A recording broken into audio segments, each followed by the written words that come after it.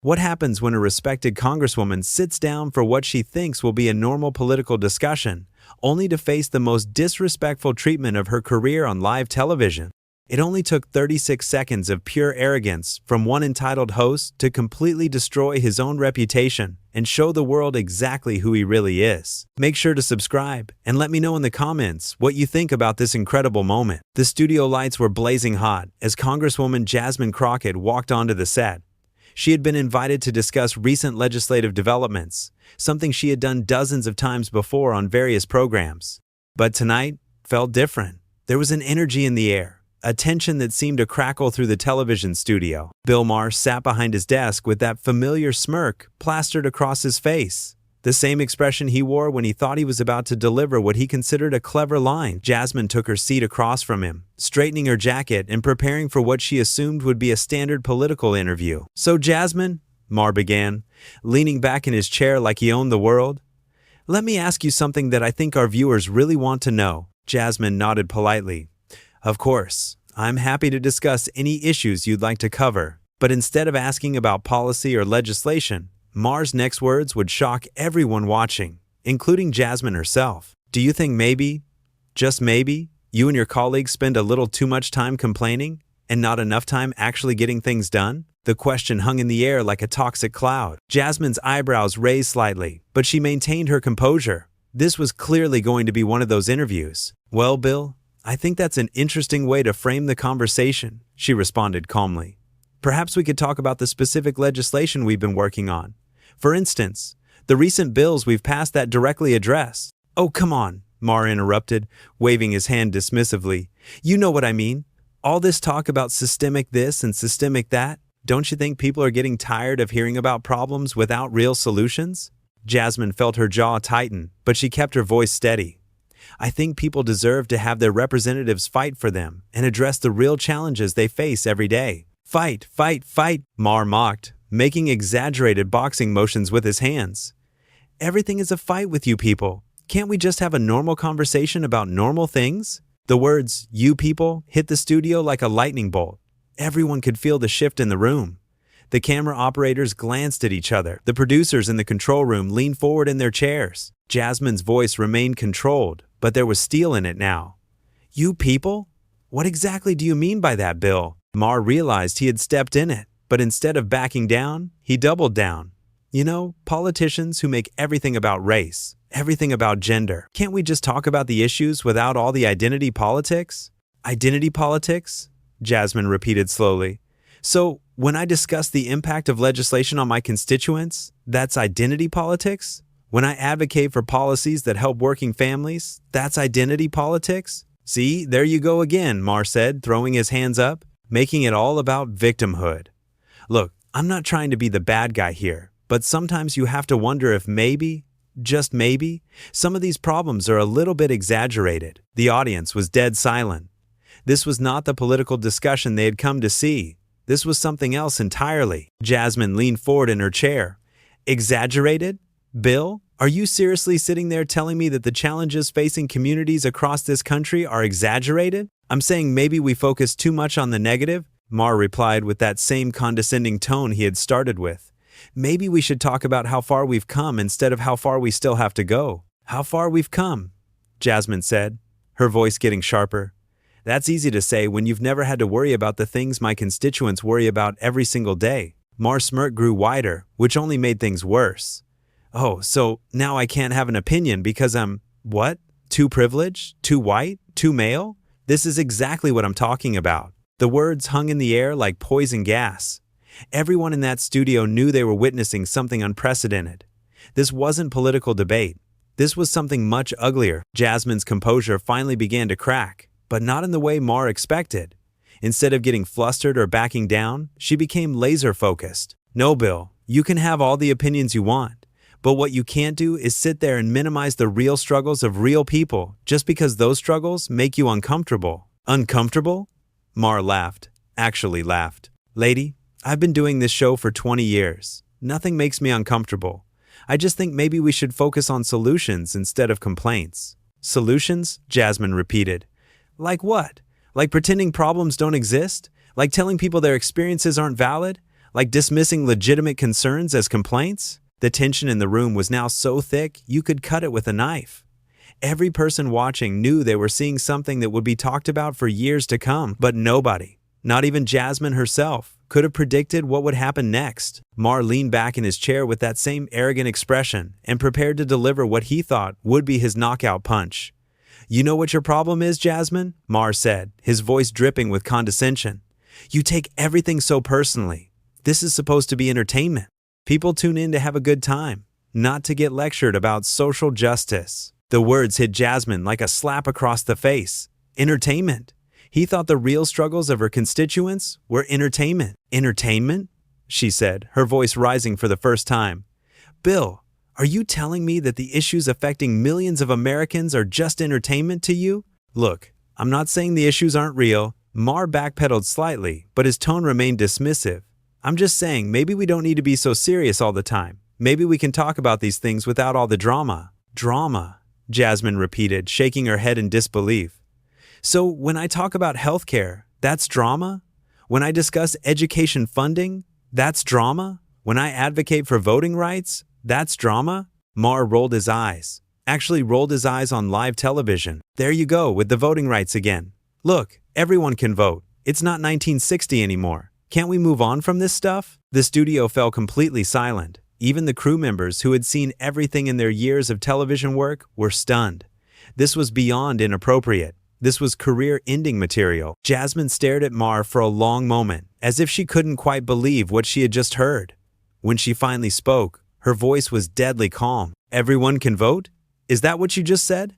"Everyone can vote?" "Yeah," Maher replied, completely oblivious to the hole he was digging for himself. "I mean, what's stopping them? They have the same 24 hours in a day that everyone else has." "The same 24 hours," Jasmine said slowly. "Bill, do you have any idea what you just said? Do you understand what you're suggesting?" Maher shrugged, still wearing that insufferable smirk. "I'm suggesting that maybe, just maybe, people need to take some personal responsibility instead of blaming the system for everything." Personal responsibility. The phrase that privileged people love to throw around when they wanted to dismiss systemic issues they had never experienced. "Personal responsibility?" Jasmine said, her voice getting stronger. "Tell me, Bill, when someone has to work 3 jobs just to pay rent, and the polling location in their neighborhood got closed down, and they can't get time off work to stand in line for 4 hours to vote, is that a personal responsibility problem?" "Well, they could vote by mail," Maher said dismissively. "They could figure it out if they really wanted to." "Vote by mail," Jasmine repeated. "In states where vote by mail has been restricted or eliminated entirely? In communities where people have been told for generations that their vote doesn't matter? You think it's just that simple?" Maher was starting to look annoyed that his guest wasn't playing along with his game. "Look, I'm not trying to be insensitive here, but at some point, people have to help themselves. I mean, how long are we going to keep making excuses?" Making excuses. That was the final straw. Jasmine stood up from her chair. Something that never happened during these interviews. The camera operators scrambled to adjust their shots. The producers in the control room started frantically talking into their headsets. "Excuses?" Jasmine said, her voice now carrying the full weight of her anger and frustration. "You think advocating for equal access to voting is making excuses?" Maher looked genuinely surprised by her reaction. Whoa, why are you getting so upset? This is just a conversation. We're just talking here." "Just talking," Jasmine said, her voice rising. "No, Bill, this isn't just talking. This is you sitting in your comfortable chair, in your comfortable studio, dismissing the real experiences of real people because those experiences don't fit into your comfortable worldview." The audience was completely silent. Some people had their phones out, recording what they knew was television history in the making. "My comfortable worldview?" Maher said, his own voice starting to get defensive. "Lady, I've been fighting for progressive causes since before you were born. I've been on the right side of every major issue." "The right side of every major issue," Jasmine repeated mockingly. "And yet here you are, telling me that voting rights aren't a real concern. Here you are, dismissing the legitimate struggles of my constituents as complaints and drama." Maher's smirk was completely gone now. He was starting to realize that this wasn't going the way he had planned. "Look, I think maybe we're talking past each other here. Maybe we should take a commercial break and—" "No," Jasmine said firmly. "We're not taking a commercial break. We're gonna finish this conversation right here, right now." The producers in the control room were in full panic mode. They had never seen anything like this before. Guests didn't refuse commercial breaks. Guests didn't take control of the show like this. Maher tried to regain his composure and his authority. "Actually, this is my show, and I decide when we take breaks." "Your show," Jasmine said with a bitter laugh. "Right, your show, where you get to invite people on just so you can talk down to them. Where you get to minimize their experiences and dismiss their concerns. Where you get to play the wise old sage dispensing wisdom to the ungrateful masses." The words hit Maher like physical blows. His face was getting red, and his hands were starting to shake slightly. "Now wait, just a minute," he said, his voice getting louder. "I don't talk down to anyone. I treat all my guests with respect." "Respect?" Jasmine laughed, but there was no humor in it. "You call this respect? You call dismissing voting rights concerns respect?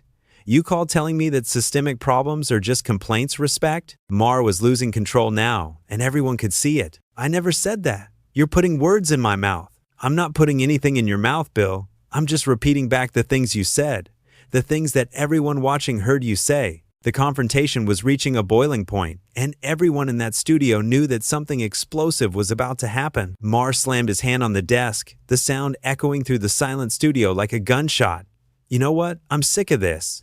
I'm sick of people like you coming on my show and turning everything into some kind of racial grievance session." The words exploded out of him like he had been holding them back for years. The mask was completely off now. This was who Bill Maher really was when the cameras were rolling, and he thought he could get away with it. Jasmine stared at him in complete shock. "People like me?